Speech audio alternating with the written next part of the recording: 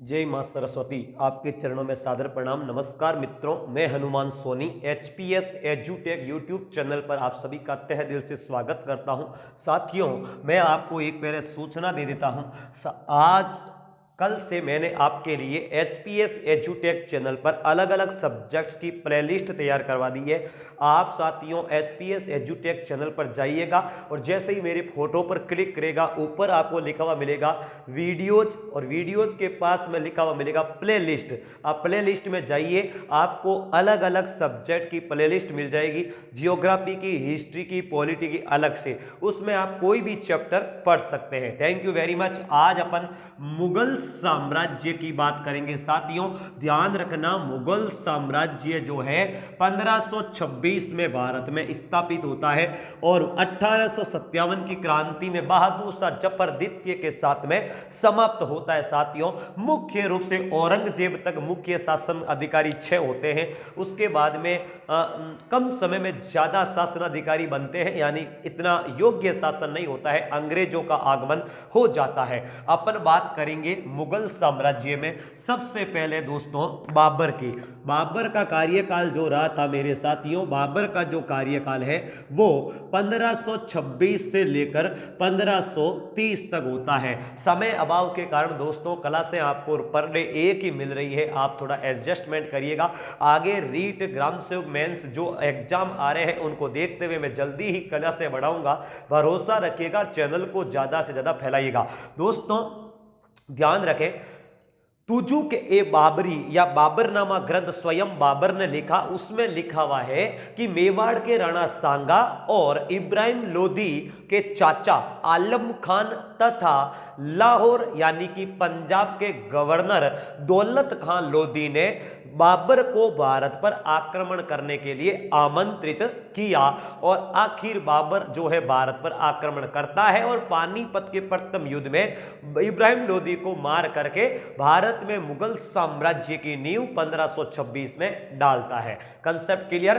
ध्यान रखना, बाबर का जन्म दोस्तों 1483 में, ध्यान से सुनना, 1483 में काबुल के पश्चिम की ओर दोस्तों एक ठिकाना है फरगना, उस फरगना में हुआ था।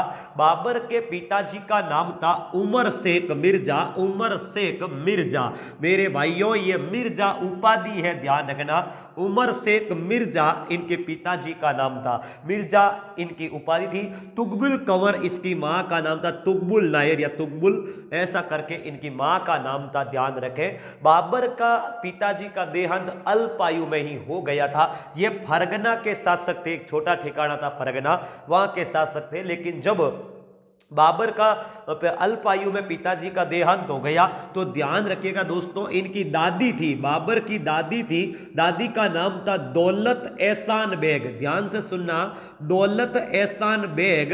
इस दादी की सहायता से साथियों बाबर जो है फरगना का शासक बनता है। कब? 11 साल की अल्पायु में, 1494 में। 1494 में बाबर फरगना का शासक बनता है। मुगल साम्राज्य थोड़ा विस्तृत है, इसलिए साथियों एक एक दो दो शासक पढ़ते हुए अपन आगे बढ़ेंगे। तो फरगना का शासक बनता है 1494 में। और दोस्तों ध्यान रहे, सॉरी हाँ 1494 बनता, बिल्कुल सही कहा। फिर दोस्तों 1504 में बाबर ने, ध्यान रखिएगा, आसपास के क्षेत्र को जीतते हुए आसपास के क्षेत्र पर कब्जा कर लिया साथियों। और 1507 में तो बाबर ने काबुल पर अधिकार कर लिया। ध्यान रखना, 1504 में दोस्तों काबुल के आसपास के क्षेत्र को जीत लिया था और 1507 में संपूर्ण काबुल पर अधिकार करके बाबर ने पहली बार बादशाह, ध्यान रखना बादशाह या बादशाह, अगर आपको सही नहीं दिखाई दे रहा है मैं ये लिख रहा हूं बादशाह, और दोस्तों इसी को ही कहते हैं बादशाह। इसकी उपाधि धारण की थी बाबर ने। बाबर की पहली उपाधि थी मिर्जा, दूसरी उपाधि 1507 में काबुल पर विजय प्राप्त करके बादशाह या बादशाह की उपाधि धारण की थी। याद रखना दोस्तों, बाबर का पूरा नाम कभी आपसे पूछा जाए तो ध्यान रखना, सभी मुगल शासकों का दोस्तों थोड़ा बड़ा नाम है, वास्तविक नाम है, तो ध्यान रखना बाबर का पूरा नाम था जहीरुद्दीन मोहम्मद बाबर। जहीरुद्दीन मोहम्मद या मुहम्मद बाबर नाम था मेरे साथियों, इनका पूरा नाम था। जहीरुद्दीन मोहम्मद बाबर। ध्यान रखना मेरे भाइयों, ये बाबर जो है पिताजी की ओर से, पितृपक्ष की ओर से तैमूर का 5वां वंशज माना जाता है। तैमूर का 5वां वंशज माना जाता है। और ध्यान रखना माताजी की ओर से चंगेज खान का 14वां वंशज माना जाता है। चंगेज खान का 14वां वंशज मानते हैं बाबर को मां की ओर से, और पिताजी की ओर से तैमूर का 5वां वंशज। इसका मतलब यह होता है दोनों कट्टर शासक थे, कट्टर इस्लामी थे। तो दोस्तों बाबर भी कट्टर इस्लामी होगा। तो ध्यान रखना बाबर सूफी सिलसिले नक्शबंदी सिलसिले का अनुयायी था।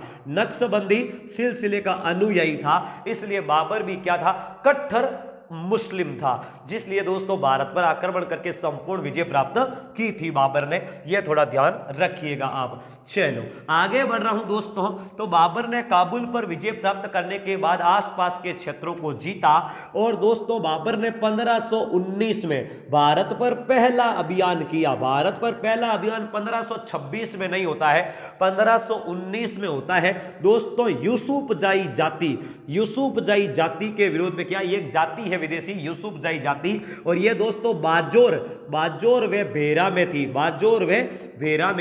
इस बाजोर व भेरा पर आक्रमण किया यूसुफजाई जाति के विरोध में। 1519 में बाबर ने यह पहला आक्रमण किया और दोस्तों भेरा और बाजोर को जीत लिया। इस भेरा के युद्ध में ही बाबर ने दोस्तों सबसे पहले तोप खाने का प्रयोग किया था। आपसे सवाल पूछा जा सकता है कि बाबर ने सबसे पहले तोप खाने का प्रयोग कौन से अभियान में किया? भेरा अभियान में किया 1519 में।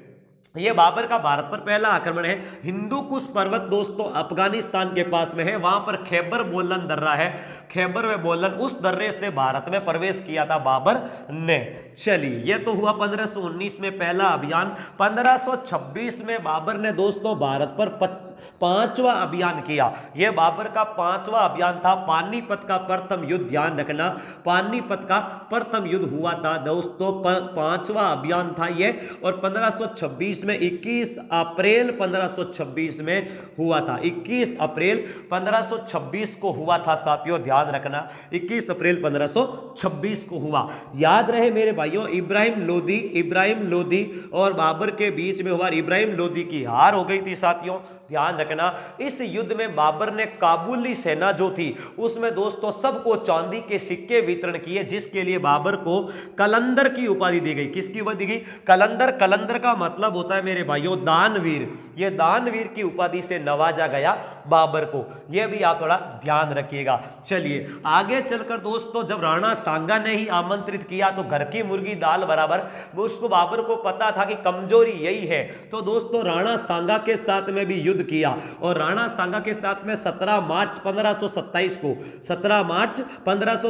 को भरतपुर जिले की रूपवास तहसील पड़ती है दोस्तों राजस्थान में। भरतपुर जिले की रूपवास तहसील गंभीर नदी के मैदान में हुआ था दोस्तों। गंभीर नदी के मैदान में ध्यान रखना युद्ध हुआ था। खानवा का युद्ध हुआ था साथियों, राणा सांगा और इस बाबर के मध्य में। और राणा सांगा पराजित हो गया। राजपूताने के इतिहास में यह एक निर्णायक युद्ध माना जाता है, क्योंकि इस युद्ध के बाद दोस्तों राजस्थान में मुगलिया शासन की स्थापना हो गई थी। ध्यान रखना दोस्तों, इस युद्ध के बाद बाबर ने क्या कर दिया? गाजी की उपाधि धारण कर ली।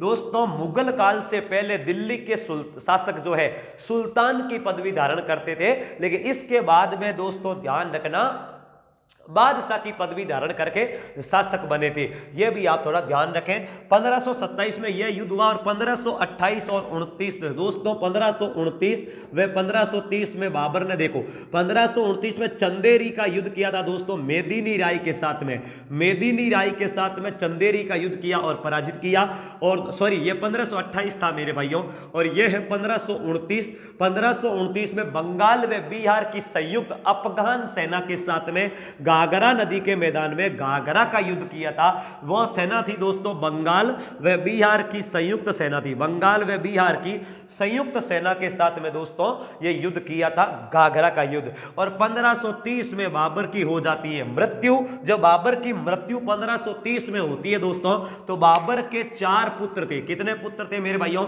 4। पहला था हुमायूं साथियों, हुमायूं था, ध्यान रखना। दूसरा था साथियों कामरान था। तीसरा अस्कर अस्करी मेरे भाइयों, अस्करी, और चौथा हिंदाल था।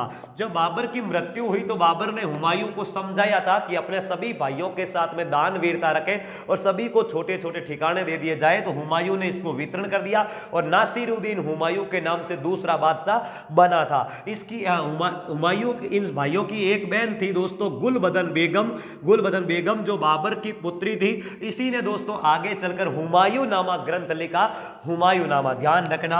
चलिए अब दोस्तों बाबर ने अपनी आत्मकथा स्वयं, देखिए साथियों, पानीपत के मैदान में बाबर ने एक युद्ध नीति अपनाई और उस युद्ध नीति को कहते हैं तुलगमा पद्धति। इसका मतलब होता है बीच वाले हिस्से को पीछे की तरफ रख के किनारों से घेर लेना, वो दोस्तों तुलगमा पद्धति युद्ध नीति।